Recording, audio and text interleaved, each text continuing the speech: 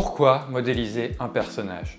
Parce que notre métier nous demande souvent de raconter des histoires, que ce soit pour vendre un produit, un service ou un événement. Et encore mieux, de raconter une histoire qui transmet une émotion, quelle qu'elle soit. Et la façon la plus efficace de transmettre une émotion, c'est encore de le faire avec des personnages. Ça fait bien longtemps que les personnages sont au cœur des centaines d'explainers 2D qui sortent tous les mois. Et avec la technologie qui se démocratise et qui est prise en main de plus en plus jeunes, il faudra pas longtemps avant qu'on voit un boom des personnages en 3D. On en voit déjà de plus en plus, et on pense à tort qu'ils sont réservés à une élite cosmique douée de super pouvoirs.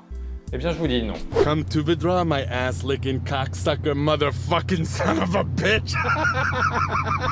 Si on sait déjà modéliser, il est en fait très simple de modéliser un personnage de motion design. Alors qu'est-ce que j'appelle un personnage de motion design? J'écoute. Règle numéro 1, il a un visage simple et expressif. On n'est pas Pixar, on n'a pas le temps ni le budget de modéliser un visage complet. Règle numéro 2, tant pis pour la topologie du personnage.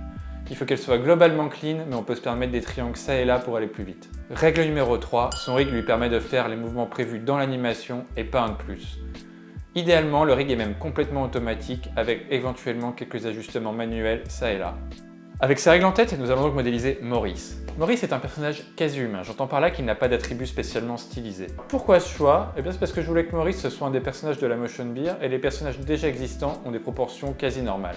Une autre raison, et qui est encore meilleure, c'est que je pense qu'il vaut mieux aller du plus compliqué vers le plus simple. C'est-à-dire que si on sait modéliser un personnage quasi normal, on aura beaucoup plus de facilité derrière à modéliser des personnages stylisés qui sont par essence beaucoup plus simples. Bon, allons-y! Je commence par une phase de blocking, c'est-à-dire la phase où je veux mettre en place les proportions du personnage. J'utilise des cylindres avec 8 niveaux de subdivision, car il est important d'avoir aussi peu de polygones que possible pour modéliser plus facilement. 8 m'a l'air d'être un bon chiffre. J'utilise la marionnette de Cinema 4D pour m'aider à établir les bonnes proportions. C'est d'autant plus facile que mon personnage a des proportions normales. Je renomme mes objets pour m'y retrouver plus tard.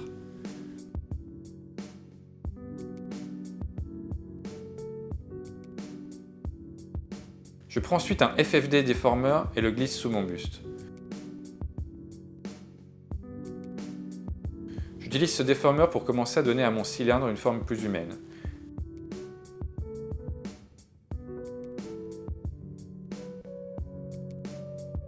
Une fois que je suis content, je rends l'objet éditable.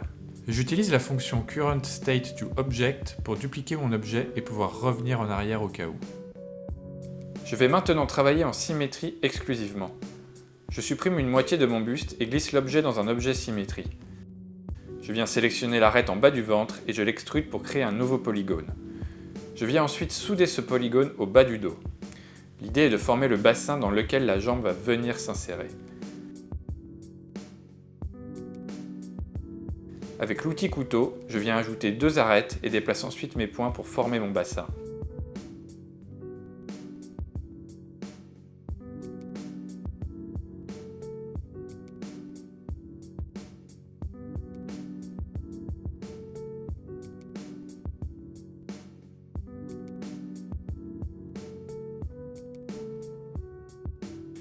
Il est temps de venir y caler nos jambes, je sélectionne mon objet jambe et mon objet bassin et je les connecte entre eux. Je peux à présent venir souder les points de ma jambe à mon bassin. Chacune des deux parties à souder doit compter le même nombre de points, c'est-à-dire 8. J'ajoute des subdivisions pour arriver à ce nombre.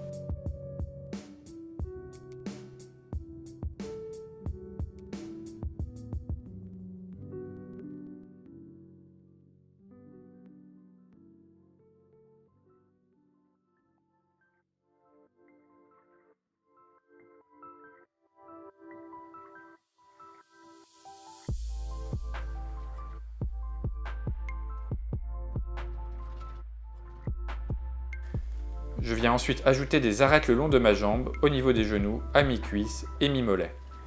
Ceci afin de pouvoir former les jambes. Garder une bonne homogénéité du maillage est aussi une bonne idée.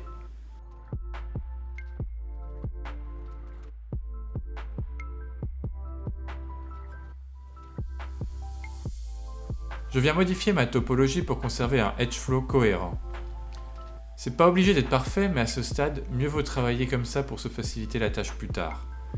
C'est lors de la finalisation du modèle que je m'autorise des triangles ou un mauvais edge flow.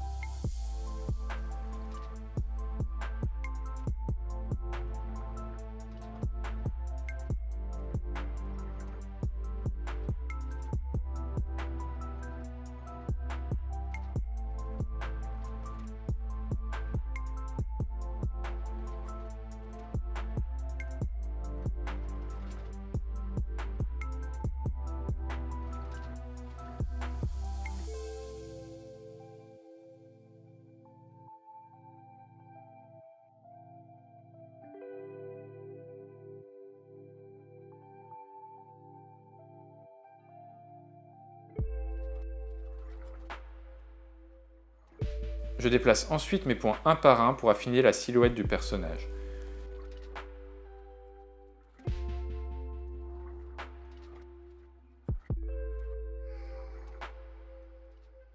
Quand c'est possible, ou pertinent selon votre design, c'est une bonne idée que le maillage suive l'anatomie du corps, comme la poitrine.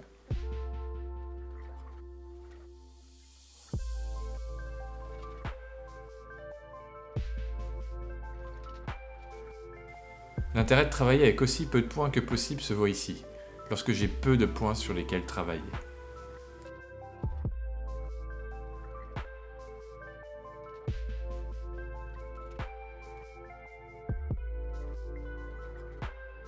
Tourner beaucoup autour du modèle aide à bien se rendre compte des volumes sur lesquels on travaille.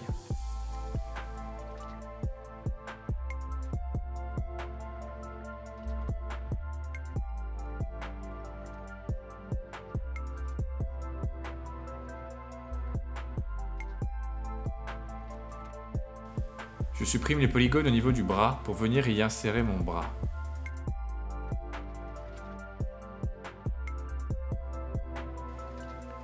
De la même façon que pour les jambes, je rassemble mon bras et mon corps dans le même objet pour pouvoir souder les points entre eux.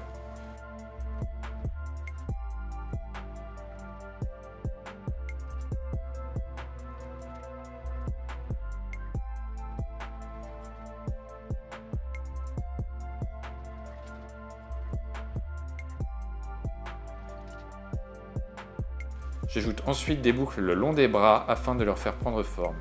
3 suffisent à ce stade.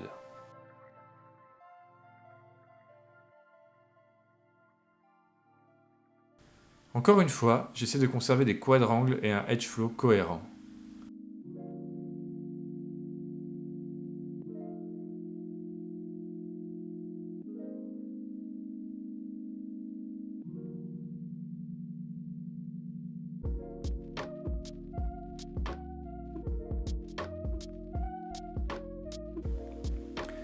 J'extrude ensuite les arêtes en haut du torse pour commencer à créer la jonction avec le cou.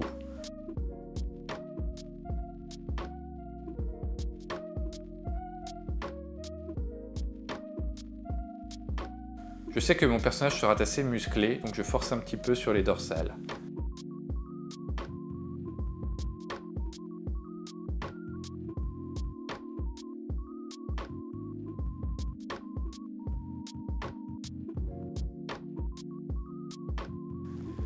Je compte le nombre de points que je vais devoir souder au cou et prépare mon cylindre en conséquence.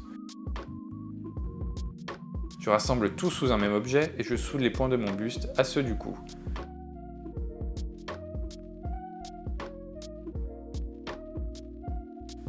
Je me suis trompé, il y en a un de trop. J'utilise la commande Dissolve pour supprimer l'arête en trop. Ça commence à prendre forme.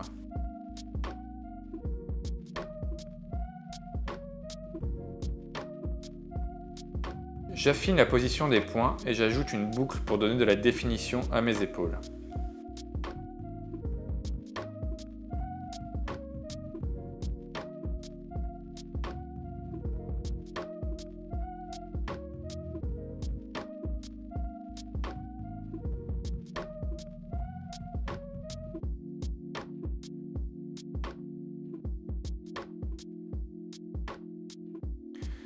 Allons-y pour la tête et commençons par changer le maillage de la sphère sur hexaédron.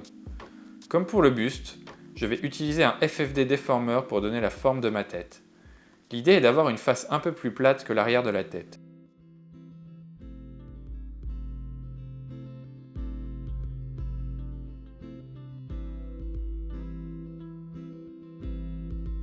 Je viens placer des oreilles pour me donner un meilleur sens des proportions de ma tête. C'est un simple cylindre glissé dans une symétrie. Une fois que je suis satisfait, je rends l'objet éditable, en supprime la moitié et travaille en symétrie en déplaçant mes points afin de former une sorte de mâchoire. J'essaie de la faire assez large pour matcher le gabarit du personnage.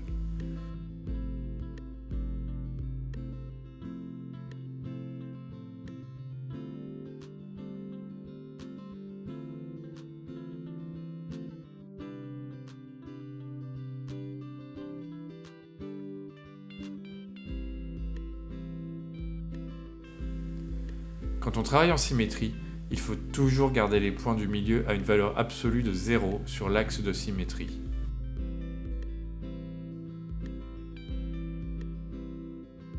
Franchement, à ce stade, je déplace les points en feeling jusqu'à ce que le look me convienne.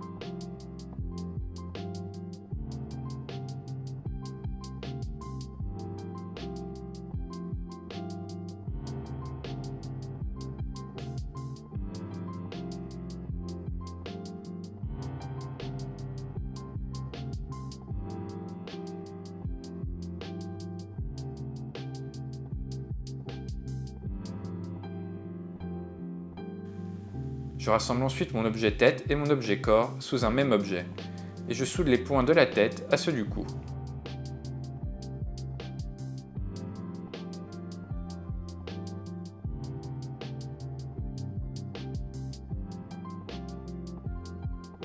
Cette partie est un peu galère et il faut tâtonner un peu pour réussir à joindre le cou et la tête.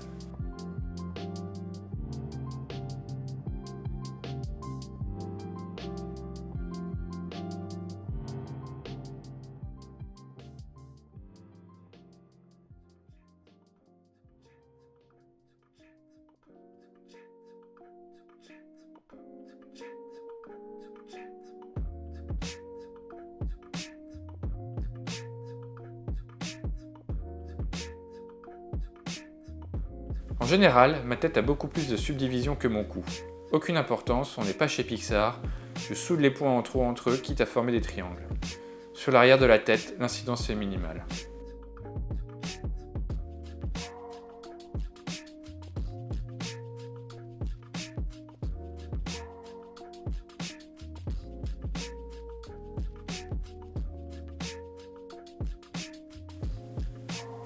J'ajoute 2 boucles pour peaufiner la forme du cou.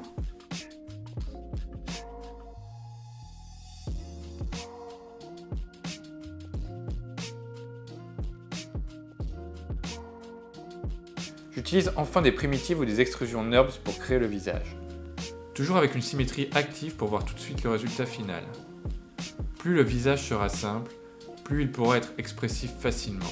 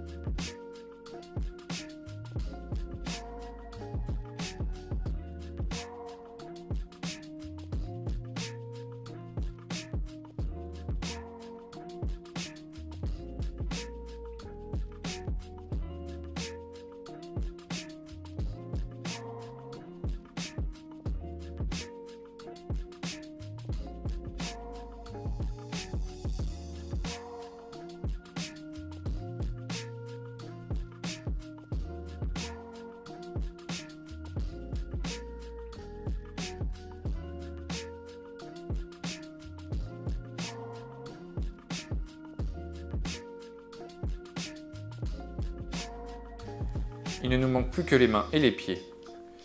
Modéliser une main est un sujet pour une vidéo à part entière. En motion design, on utilise d'ailleurs plutôt des mains stylisées très simples, ou carrément des sphères si le personnage est très typé. Ça ne marcherait pas sur ce personnage, donc je vais m'importer une main que j'ai modélisée auparavant et que je réutilise tout le temps depuis. Vous pouvez aller la récupérer directement sous le modèle terminé mis à dispo si vous le souhaitez. fois la main importée, vous pouvez constater qu'elle compte pas mal de triangles aussi, notamment pour réduire la subdivision au moment de la jonction avec le poignet. Bon, j'ai envie de dire, on s'en fout, ça marche. CF règle numéro 1. Je la rassemble sous le même objet que le corps et je la soude au bras. J'affine encore la forme du personnage et en bonus, je viens créer de la subdivision au niveau des jointures, aisselle, genoux, coude et poignet.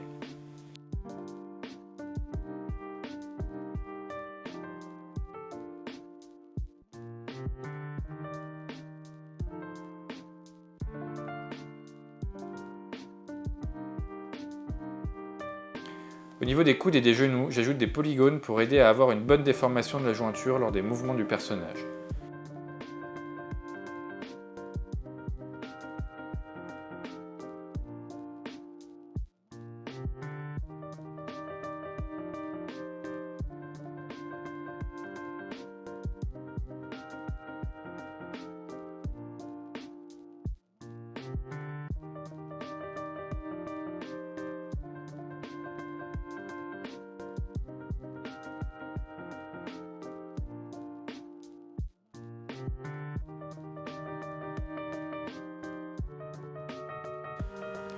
Enfin, je modélise les pieds à partir des cubes placés au début. J'ajoute autant de boucles que nécessaire pour avoir une bonne forme et je m'arrange pour avoir 8 points de jonction pour souder au point de la jambe.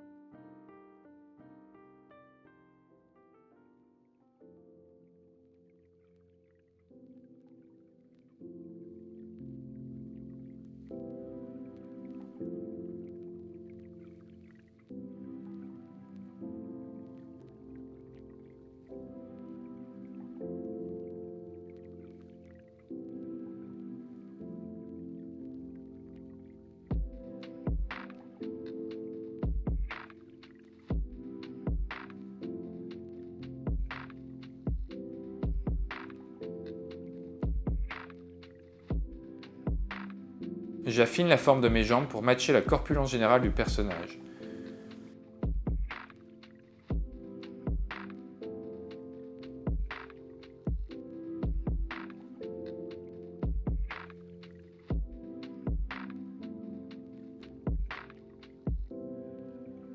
J'ajoute quelques boucles pour affiner son anatomie et faciliter la déformation.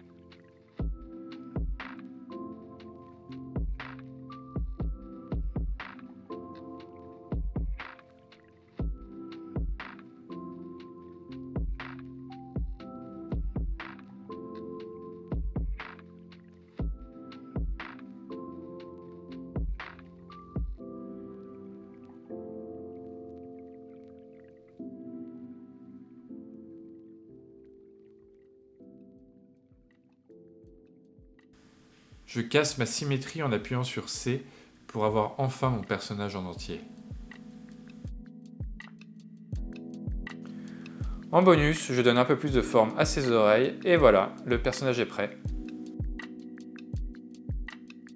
Hors enregistrement, je lui ai remis une paire de chaussures trouvées sur internet et j'ai refait quelques ajustements de maillage. Le process total a duré moins de 3 heures. Bon là vous allez me dire, bon Francis c'est cool et tout, mais Maurice pour l'instant il est à poil. Ouah, c'est laid! Oui, Maurice est à poil. C'est parce que je prévois de simuler ses vêtements par-dessus l'animation dans Marvelous Designer. Habile. Le petit problème avec ça, c'est que j'ai jamais eu le temps de faire de l'animation Marvelous Designer en production. Jamais le temps, jamais le budget. Donc ma méthode jusque-là a été de simuler les vêtements dans Marvelous Designer, de faire une retopologie ensuite dans Cinema 4D et d'intégrer les vêtements directement au rig. Mais ça rend vachement moins cool lors de l'animation, donc pour un projet perso, j'ai envie de dire on s'en fout, on va faire du Marvelous Designer. Donc dans une prochaine vidéo, on verra comment habiller Maurice. Pour l'instant, on va voir comment faire bouger Maurice. 12 chansons que vous me chantez là, Armand. Nous allons exporter notre personnage en format OBJ ou FBX et venir charger le modèle dans Mixamo. Mixamo est gratuit pour les utilisateurs de la suite Adobe et permet d'appliquer des données de motion capture à vos personnages. C'est marrant mais vite limité car la bibliothèque d'animation n'est jamais mise à jour. Ce qui va nous intéresser ici, c'est plutôt l'autorique de Mixamo, bien plus puissant que celui de Cinema 4D. Importez votre modèle au budget, placez les cercles où on vous dit de les placer et en quelques secondes, Mixamo vous sort un rig et un skinning plus que correct.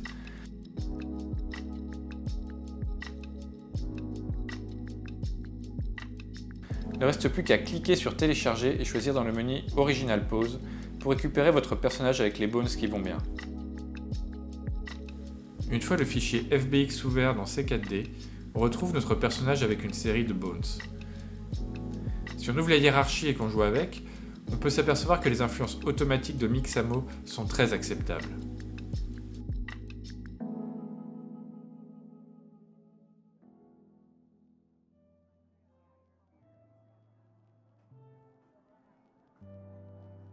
On va prendre l'outil personnage avec le template Mixamo Control Rig et venir créer tous les éléments du rig. Je clique ensuite sur Adjust et bim, le squelette de C4D match celui de Mixamo. Je clique ensuite sur Animate, White Transfer et je viens glisser ma géométrie dans la fenêtre. Je clique enfin sur Transfer White et voilà, je peux déplacer mon personnage avec le contrôle de Cinema 4D. Vous pouvez supprimer le squelette Mixamo, il n'est plus nécessaire. Pour que notre visage reste au bon endroit, on va simplement lui ajouter une contrainte parent, préserver ses valeurs et le lier au contrôleur de la tête du personnage.